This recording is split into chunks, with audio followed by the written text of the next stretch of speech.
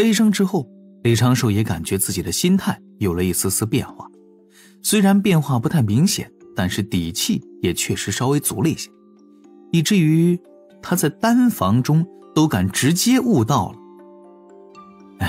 还是要小心一些才对。按照老规矩来吧，把一个小境界夯实了，再说下一个小境界。现在我的寿元还很长，封神大劫也远得很，不用太着急。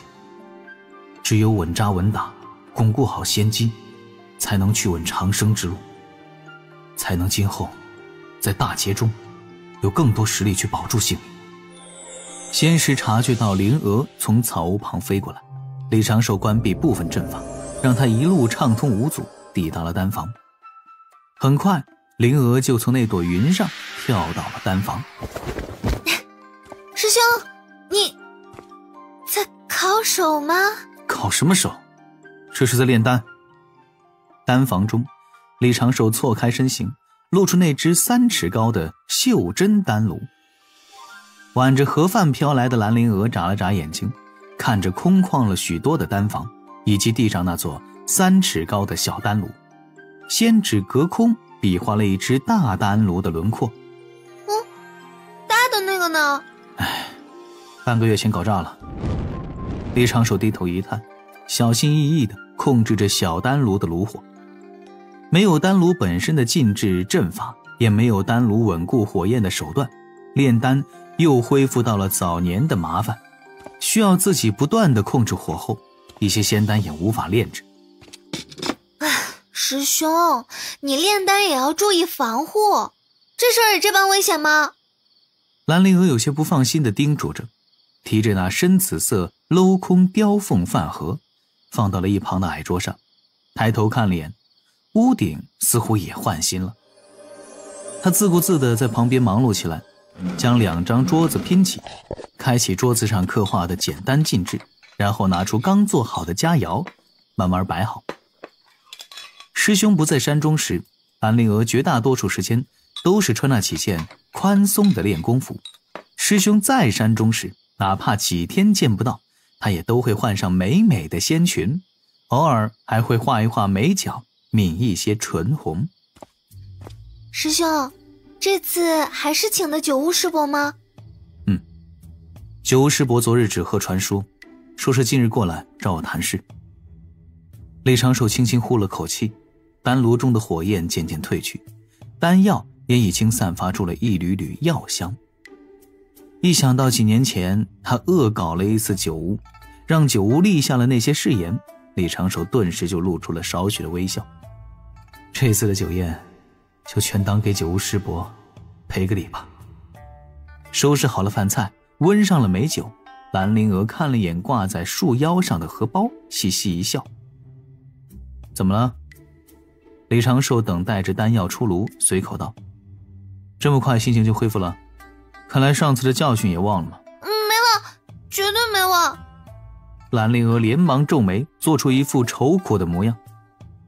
师兄，之前我惹你生气，是做师妹的不对。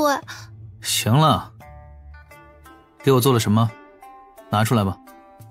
灵娥眼前一亮，喜滋滋地道了句：果然师兄你偷看我了。哪里还用偷看啊？你哪根头发飘起来，我都能知道你心里在想什么。什么嘛？灵娥顿时有些扫兴，将荷包随手扔了过来，鼓着嘴角走出门外。臭师兄，给你做的袍子，我回去修行了，晚点过来收拾盘子。李长寿接过荷包，朝着里面看了一眼，是一件深青色的普通长袍，露出了几分满意的微笑。果然，培养小师妹也没有白费心血，这袍子就十分合我的心意。坐在丹房外的摇椅上，李长寿静静等待着九巫赶来，闭目琢磨神通妙法。不多时，矮道人的身形出现在了小琼峰外。李长寿起身相迎，关闭了周遭阵法，对着这位师伯做道衣行礼，一切与此前毫无二致。但是这一次，矮道人转了几圈，最后落在了100丈之外，背着手打量着各处，目光之中满是警惕。李长寿笑而不语，静静地在门旁等候着，看着这位师伯一步步走过来，也没有多表示什么。离着还有3丈，两个人相视一笑。九无轻咳了一声，淡然道：怎么这次不用本师伯指点阵法啊？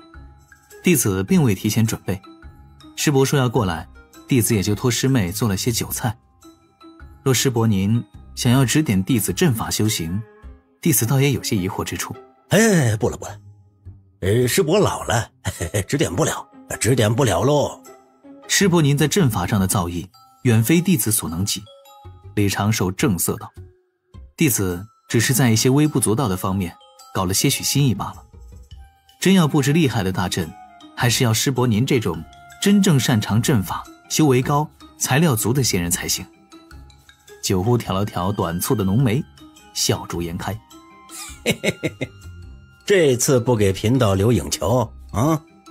李长寿含笑摇头，刚要侧身请师伯进屋，九屋却得意的一笑，在道袍中掏出了2只拳头大小的琉璃法球。我带了。师伯您开心就好。李长寿做了个请的手势。这次弟子无事相求，只是想听师伯您教诲。师伯，里面请。于是磨磨蹭蹭1步3茶，九屋注意到了丹炉的异状，心里不由分析，一尊丹炉化作小丹炉会产生哪般布置？总算费了半天的劲儿，九屋与李长寿双双入座，看着面前的酒席。九屋双眼一眯，在袖中拿出了一只灵兽兔子，开始喂兔子试菜。李长寿看的也是一乐，静静等九屋折腾完。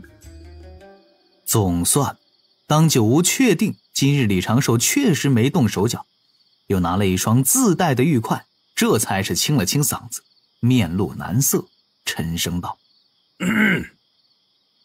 哎呀，你九师师伯最近在闭关寻求突破，师侄啊，你可千万别整上次的活呀！弟子可立誓言，此时此地是真心想请师伯您饮酒聊天。那你立，来，快立！弟子就是随口这么一说，若真立誓，岂不是说弟子心里真的有鬼了？师伯，弟子敬您一杯。九屋嗤的一笑，端起酒杯与李长寿遥遥一点，却只是抿了一小口。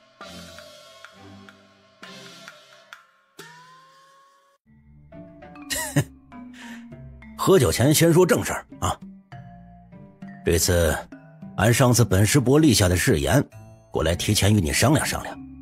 这事若你答应了，门内肯定会给不错的奖励；若你不答应，那就当本师伯没提啊。李长寿略作思索，随之明白是何事。师伯若是想在门内推广连环阵，其实不必问弟子。九无皱眉，你怎么知道？我可没跟任何人提起此事啊。猜的。李长寿夹了一口师妹烧的鲮鱼，白嫩的鱼肉入口即化，外香内甜，唇齿回味。那你是答应了？九无顿时笑眯了眼。来说说吧，你这连环阵怎么布置的？原来是没参透啊。李长寿道：其实是弟子在古籍上看到过只言片语，总结归纳而来。当下李长寿拿出了一只羊皮卷，他自然不会将自己的底牌如此轻易地暴露出去。此时拿出来的其实只是一个理论方案，用来解决连环阵的关键难点，不同阵法阵机适应性。这还是比较早期的解决方案，上面也标注了参考资料，均是一些道藏殿外殿中无人问津的古籍。这套方案与他此时所用的镇机单元方案思路完全不同。缺点主要是浪费材料，但是呢，也能达到布置连环阵的效果。当单房周遭的阵法开始建造的第1日，这张羊皮卷就一直拿在身边，等今日拿出来，总算是得偿所愿了。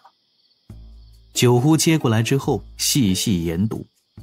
稍请，矮道人禁不住一拍大腿，连连称妙。贫道还以为要花费一些口舌劝你，没想到你竟拿出来的如此痛快。不枉本师伯这般看重你，不枉本师伯这般看重你呀！此物当真可献给门内？自然。哎呀，不曾想贫道竟以己夺人，误会了师侄，还觉得师侄你是会藏私之人。酒壶一阵感慨，端起酒杯一饮而尽。该罚，该罚呀！师门是我家，繁荣靠大家。师伯，这个门内能给什么奖励？必然少不了你的。你想要什么？若是可以的话，李长寿指了指一旁的丹炉。酒壶先是一愣，随后便点头答应下来。如果门内找不到你喜爱的丹炉，等你九师师伯出关了，我让他给你做一个啊。他的炼器手段比不得门内几位善炼器的天仙长老，但火候也是不浅。李长寿顿时露出了笑容，连连给酒壶敬酒。一时间觥筹交错，师伯和师侄相处得十分融洽。他们喝酒喝到微醺时，那只试菜用的兔子也被李长寿提议在小丹炉中直接烤成了药香酥兔，味道相当不错。这顿酒喝罢，不过3日，酒屋就来找李长寿，带他去丹顶峰挑选新丹炉。丹顶峰是渡仙门内专职炼丹炼器的一脉，出产的丹药法宝虽然数量不多，但在东胜神州颇有口碑，算是渡仙门少有的闪光点。李长寿这边刚驾云与酒屋一同离开小琼峰，一道倩影就从破天峰的方向飞来。仙石捕捉到了这道倩影，李长寿略微皱眉，不用仔细看脸，只是看那窈窕的身形与近乎完美的曲线，还有那熟悉的火红色长裙，就知来人是哪位。有琴玄雅。小琼峰上，灵娥正在树下修行。李长寿想了想，也就并未多管，与酒屋师伯一同聊天。这对师伯师侄彼此之间没算计的时候，倒也是趣味相投。柳树下，有琴玄雅静静而立，言说自己的来意。他虽然很想来小琼峰见一见那位师兄，但总归不能平白无故来小琼峰吧。这一次出关之后，思索了几天几夜，总算是想了个法子，来讨教土遁的修行心得。言说来意之后，有清玄雅低头静静地等着，心底总觉得自己这般借口太牵强了一些，也不知道能不能骗过去。耳中听到了一阵窸窸窣窣的动静，却并未听到灵娥的回话。有清玄雅抬头一看，便看到一张石板上刻着几行字：师兄刚出门啦，我被师兄罚不能说话，师姐您去屋里坐着等会儿吧。灵娥心底暗笑，自己答应师兄不跟陌生人说话，有琴师姐对自己来说也算是挺陌生的嘛，虽然一起睡过了。自己这么一说呢，有琴师姐必然会识趣的离开。出门这2个字其实也有些含糊，很容易被人当成是出了山门。也好，也打扰师妹了。有琴玄雅对着灵娥拱手行礼，随后便自顾自地走向了一旁开着的草屋。灵娥头一歪，刚想说话，又禁不住抬手拍了拍额头。这个师姐有毒吗？难道这点人情世故都不懂的吗？提起丹顶峰，李长寿最感兴趣的，一是即将到手的新丹炉，二就是其上的一位炼毒大家万凌云。如今李长寿的大半炼毒理论知识，近半毒方，都是从万凌云所著的几篇毒经中得来的。万凌云乃门内长老，丹顶峰上的天仙，还是一位喜欢炼毒的天仙，其实力完全不能够用修为法宝来评断。小师妹去东海毒杀虾妖的那次，李长寿就有一层考虑，就是想通过他撒出去的毒粉吸引到这位大佬的注意。这位长老毕竟是门内高人，虽在灵儿手中取走了李长寿炼制的毒粉，接下来并没有其他动静，李长寿也不敢太主动。